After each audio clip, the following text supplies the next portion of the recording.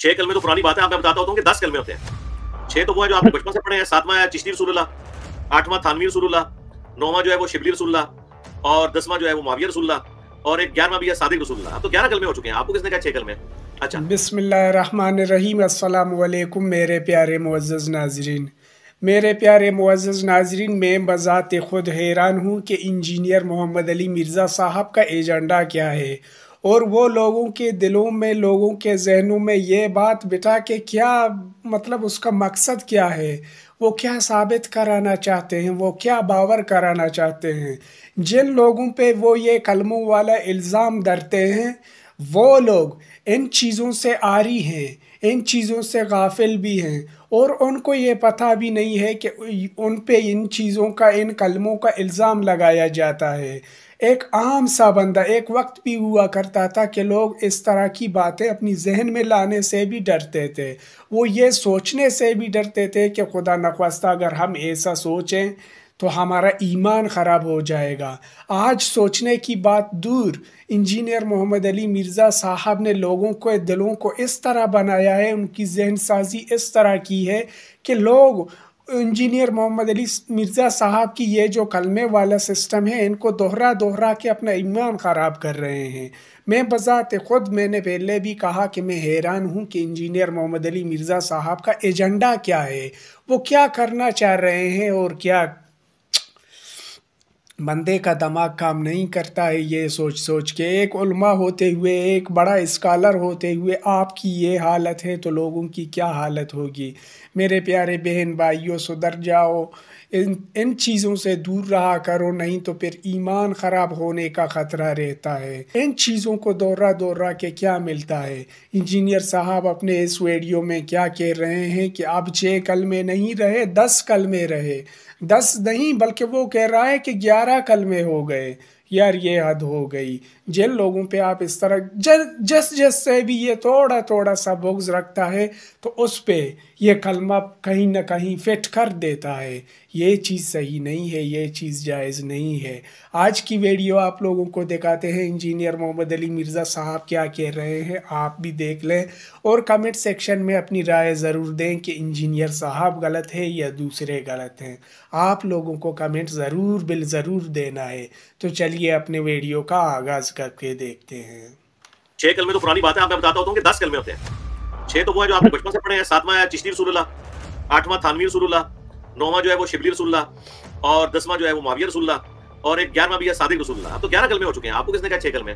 اچھا آپ ان میں سے ثابت۔ اچھا، ہم شروع تو یہ سنتے ہیں کہ 6 کلمے ہوتے ہیں، تو میں آپ کی کہ ویڈیو کہ میں بہت دیکھتا ہے، تو آپ نے کہا تھا 4 کلمے ثابت ہے، 2 کلمے ثابت نہیں ہے، 5واں 6ٹا، تو جو 2 کلمے پھر وہ بدعت ہیں، کیونکہ وہ ہم نے خود ایڈ کیے ہیں۔ آپ نے کہا تھا علماء کرام نے وہ ایڈ کیے ہیں۔ جی 6 کلمے تو پرانی بات ہے، اب میں بتاتا ہوتا ہوں کہ 10 کلمے ہوتے ہیں۔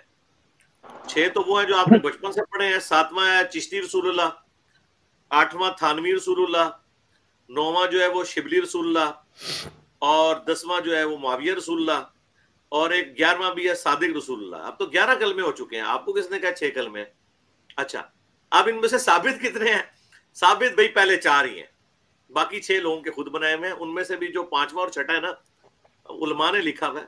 وہ کلمات تو کوئی غلط نہیں ہے، کلمات تو درست ہے، لیکن خود سے لکھیں، جیسے کوئی عربی میں نعت لکھ دیتا ہے، کوئی اللہ کی حمد لکھ دیتا ہے، کوئی اچھے قول زری کے طور پہ کوئی بات لکھ دیتا ہے۔ کلمات ہے نا، یہ کلمات ہیں۔ تو پہلے 4 کلمات تو میں نے ثابت کی ہیں احادیث کی کتابوں سے۔ تو وہ 2 کلمات کو اگر کوئی اس اعتبار سے کوئی دعائیہ طور پہ کرنا چاہتا ہے وہ ضرور کرے، لیکن نعوذ باللہ من ذالک اگر ان کلمات کو کوئی رسول اللہ کی طرف منسوب کرتا ہے تو بدعت نہیں بھائی، یہ تو جہنم میں لے جانے والا کام ہوگا، کیونکہ بخاری مسلم میں حدیث ہے جس نے میری طرف جھوٹ منسوب کیا وہ اپنا مقام جہنم میں دیکھ لے۔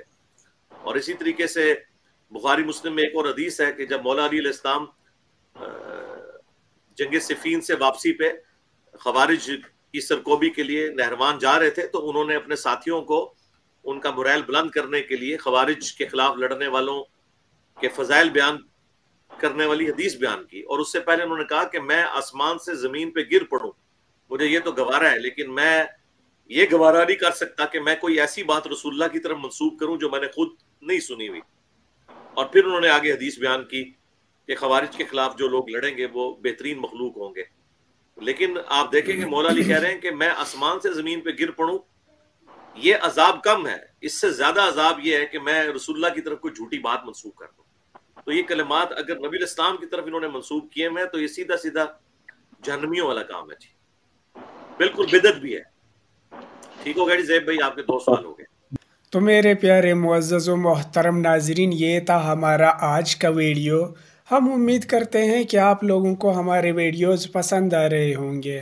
آپ لوگ بھی کمنٹ سیکشن میں اپنی رائے ضرور دے دیجئے گا کہ انجینئر محمد علی مرزا صاحب غلط ہیں یا وہ لوگ جن پہ یہ انجینئر محمد علی مرزا صاحب یہ کلمے فٹ کروا رہے ہیں، کیونکہ ان لوگوں کو ان چیزوں کا پتہ نہیں ہے اور وہ ان چیزوں کو پروموٹ نہیں کر رہے ہیں، جبکہ ان کے مقابلے میں انجینئر محمد علی مرزا صاحب ان باتوں کو، ان کلموں کو دوہرا کے میں حیران ہوں، پتہ نہیں کیا ثابت کروانا چاہ رہے ہیں۔ تو آپ لوگ بھی اپنی رائے کمنٹ سیکشن میں ضرور دے دیجئے گا۔ ملتے ہیں ایک ایسی ہی انٹرسٹنگ ویڈیو کے ساتھ، تب تک کے لیے اپنا خیال رکھیے اور ہمیں اجازت دیجیے۔ اللہ حافظ۔